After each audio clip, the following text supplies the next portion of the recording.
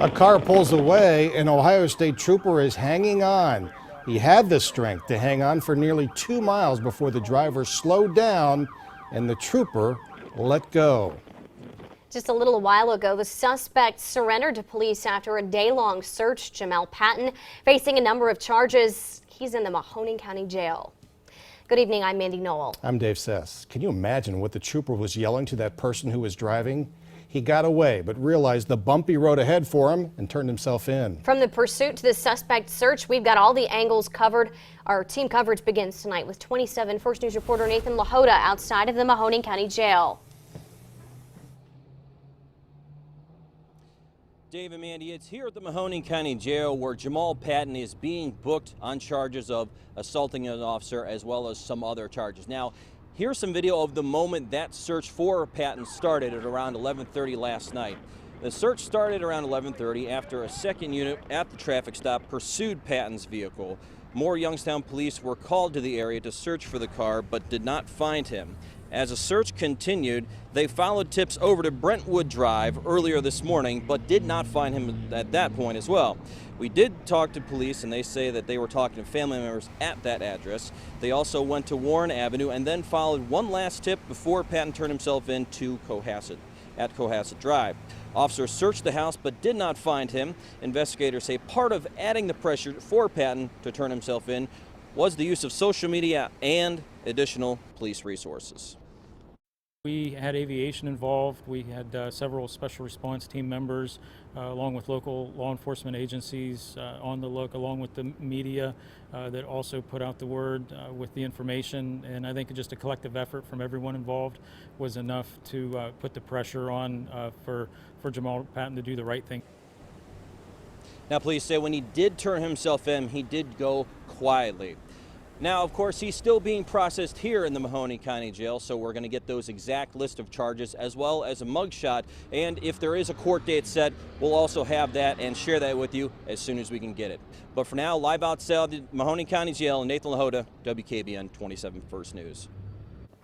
Now to more details on that frightening pursuit. Trooper Mike Miller is okay tonight, suffering only bumps and bruises. The chase started near Kirk and Meridian.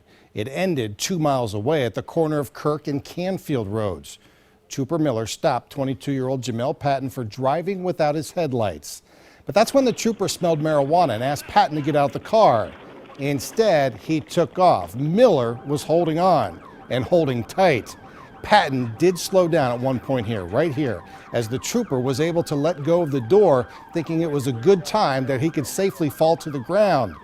He did. The trooper behind, as you see, stops, gets out and asks Miller if he's okay. He says go after and chase him. So that's what they did. The suspect sped off. He did get away. Well, traffic stops happen every day for police officers around the country. Most never turn violent. But as 27 First News senior reporter Jerry Ricciuti tells us, officers say safety is their #1 priority. Jerry continues our team coverage.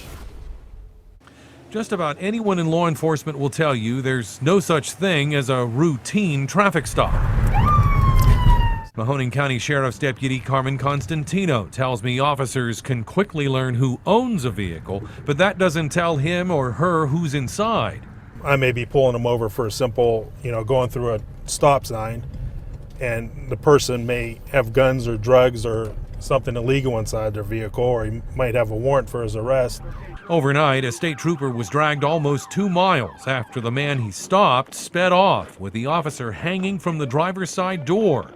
This isn't the first time a YSU officer was dragged during a stop that occurred near campus back in 2011. Constantino says police are trained to watch for possible warning signs. They're just not acting right. They're sweating. There's telltale signs that, something just isn't right. Whose car is this, you say? Yeah, it's my car. It's your car. You got your registration? Constantino even offers some advice for those who find themselves in a traffic stop to ease potential tensions. First is to pull off to the right side of the roadway. Keep your hands on the steering wheel. If your music's up loud, turn your music down. Roll down your driver's side window and just keep your hands on your steering wheel. But safety also means more than just the driver who's been stopped. It's also others who might be distracted. When you make a traffic stop, even on 224 here, it's a 4-lane highway. you got vehicles around you.